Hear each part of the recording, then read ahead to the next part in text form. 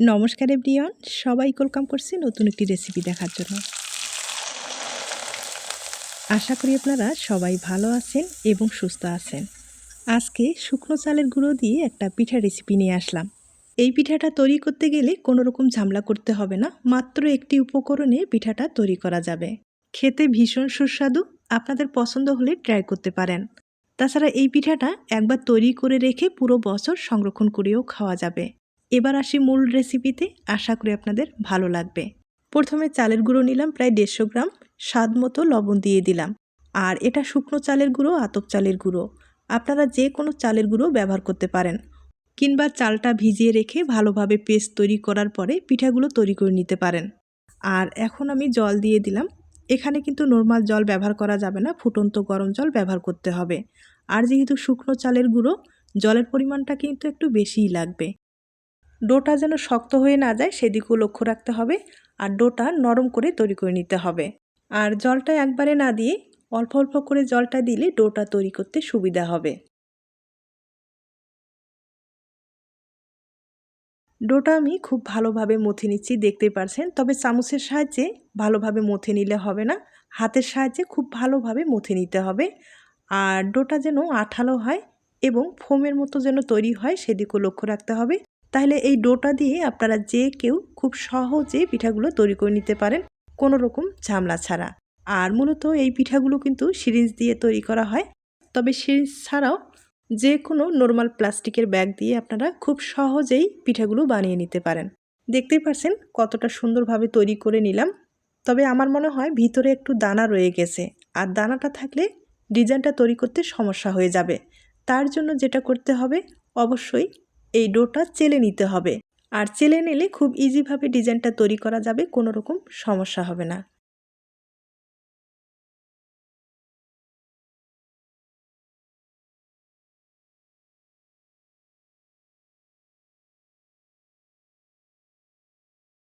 আমি খুব ভালোভাবে চেলে নিলাম। আর এখন কিন্তু ভিতরে কোনো রকম দানা নেই। এখন যেটা করতে হবে, আমি এখান থেকে কিছুটা ডো একটু আলাদা করে নেব। আর এটাতে ফুড কালার ব্যবহার করব। আপনাদের ক্ষেত্রে যদি ফুড কালারটা পছন্দ হয় দিয়ে দেবেন, না হলে স্কিপ করতে পারেন, কোনো সমস্যা নেই।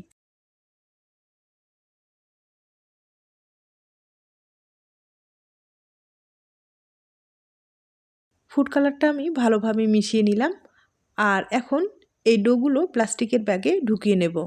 আমি কিন্তু একবারে নর্মাল প্লাস্টিকের ব্যাগে ঢুকিয়ে নেব। আপনারা যে কোনো প্লাস্টিকের ব্যাগ কিন্তু ব্যবহার করতে পারেন, অথবা সিরিঞ্জ যদি থাকে সিরিঞ্জের সাহায্যে খুব সহজেই পিঠাগুলো বানিয়ে নিতে পারেন। আর যাদের সিরিঞ্জ নেই তারা কিন্তু এরকম প্লাস্টিকের ব্যাগ ব্যবহার করে পিঠা বানিয়ে নিতে পারেন। আর এখন আমি পিঠাগুলো তৈরি করে দেখিয়ে দিচ্ছি।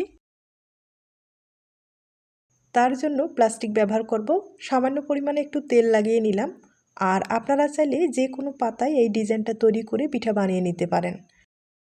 আর এই পিঠাগুলো একবার একটু বেশি করে তৈরি করলে পুরো বছর কিন্তু সংরক্ষণ করে খাওয়া যায়।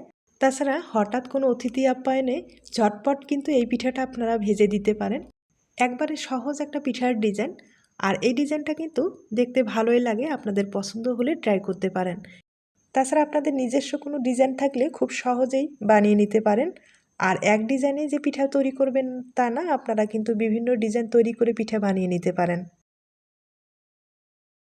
তবে এই সমস্ত পিঠাগুলো তৈরি করতে গেলে সিরিজ হলে কিন্তু সবচেয়ে বেশি ভালো হয়। এই যে লেয়ারগুলো আছে, প্রত্যেকটা লেয়ার তাহলে সমান হবে আর পিঠাটা দেখতে ভালো লাগবে। তবে আবারও বলবো, সিরিজ না থাকলে প্লাস্টিকের ব্যাগ দিয়ে এভাবে কিন্তু তৈরি করে নিতে পারেন। আর ডোটা একটু পাতলা করে তৈরি করে নিতে হবে। ডোটা তৈরি করার পরে অবশ্যই কিন্তু চেলে নেবেন। চেলে নিলে কোনো রকম সমস্যা হবে না, খুব সহজেই পিঠাগুলো তৈরি করে নিতে পারেন। আর দেখতে পাচ্ছেন কত সহজভাবে ডিজাইনটা আমি তৈরি করে নিলাম। এখন আমি মাঝখানে একটু ফুড কালার ব্যবহার করব, তাহলে পিঠাটা দেখতে ভালো লাগবে।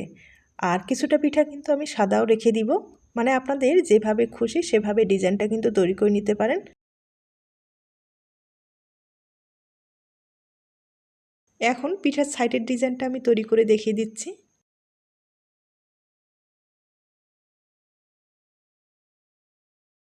আমি আপনাদের একটা পিঠা তৈরি করে দেখিয়ে দিলাম, একইভাবে আরেকটা পিঠা তৈরি করে দেখিয়ে দিচ্ছি।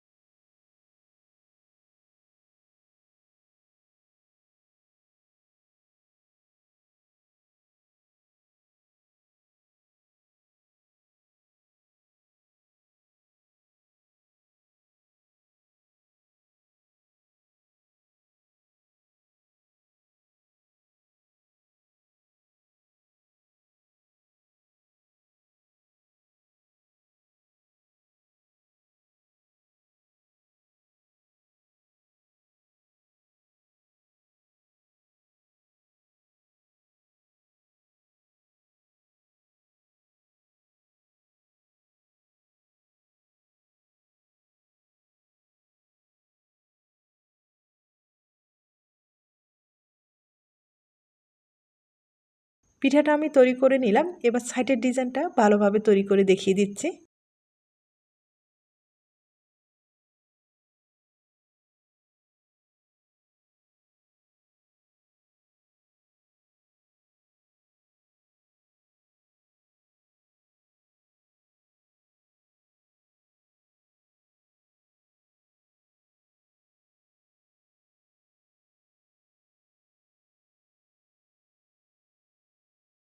আমি আপনাদের দুইটা পিঠা তৈরি করে দেখিয়ে দিলাম, আর দেখতেই পারছেন পিঠাগুলো কতটা সুন্দর হয়েছে।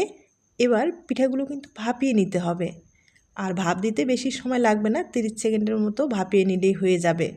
অবশ্যই একটা ঢাকনা ব্যবহার করতে হবে আর 30 সেকেন্ডের মতো অপেক্ষা করে নিতে হবে। তবে এই পিঠাগুলো একবারে কিন্তু অনেকগুলো ভাপ দেওয়া যাবে না, আর যদি আপনাদের বড় পাত্র থাকে তাহলে কিন্তু কয়েকটা একসাথেই ভাপিয়ে নিতে পারেন। আমার মনে হয় একটা করে ভাপিয়ে নিলে সবচেয়ে বেশি ভালো হবে, তাহলে ডিজাইনটা ভালো থাকবে। আর দেখতেই পাচ্ছেন কতটা সুন্দর হয়েছে। ভাপিয়ে নেওয়ার পরে পিঠাগুলো দেখতে কিন্তু আরও ভালো হয়।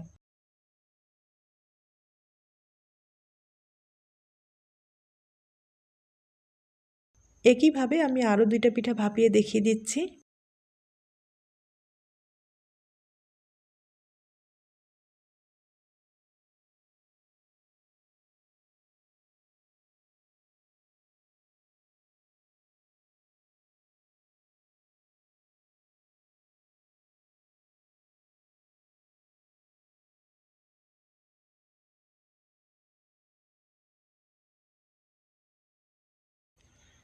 আমি আপনাদের তিনটা পিঠা ভাপিয়ে দেখিয়ে দিলাম।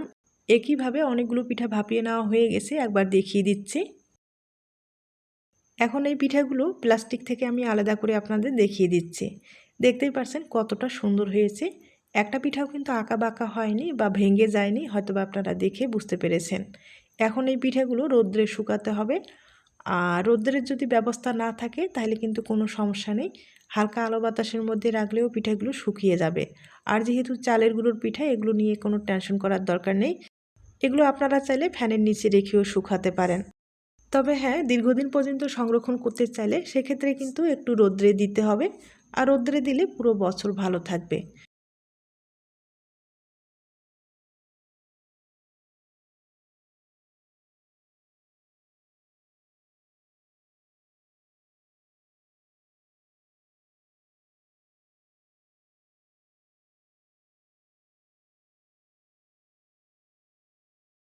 আমি সবগুলো পিঠায় প্লাস্টিক থেকে আলাদা করার পরে এগুলো কিন্তু রৌদ্রে শুকিয়ে নেব, আর রৌদ্রে শুকার পরে আপনাদের আমি দেখিয়ে দিচ্ছি।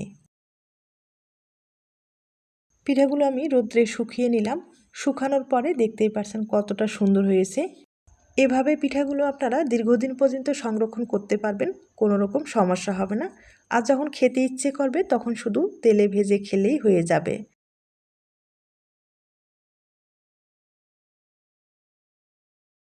এখন আমি কিছুটা পিঠা তেলে ভেজে দেখিয়ে দেব, আর বাকি কয়েকটা সংরক্ষণ করে রেখে দিব।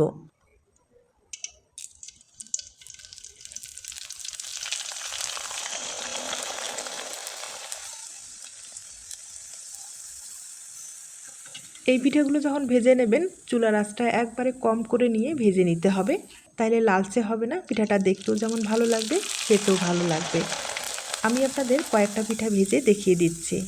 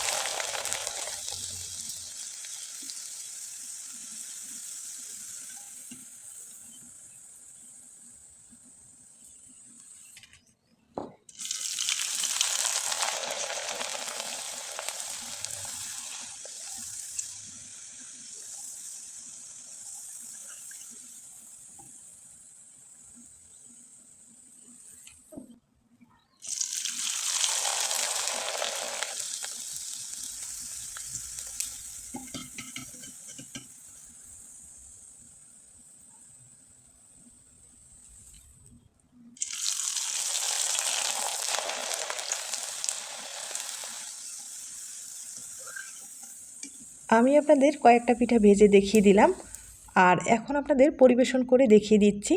দেখতেই পাচ্ছেন পিঠাগুলো ভেজে নেওয়ার পরে কতটা সুন্দর হয়েছে।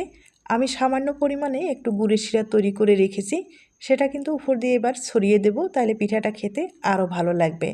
তাছাড়া শুধু যদি আপনারা খান না, শুধু খেতে যে এতটা ভালো হয়, যারা এখনও খাননি বা তৈরি করেননি অবশ্যই বাড়িতে ট্রাই করে দেখুন, খেতে খুব ভালো লাগবে।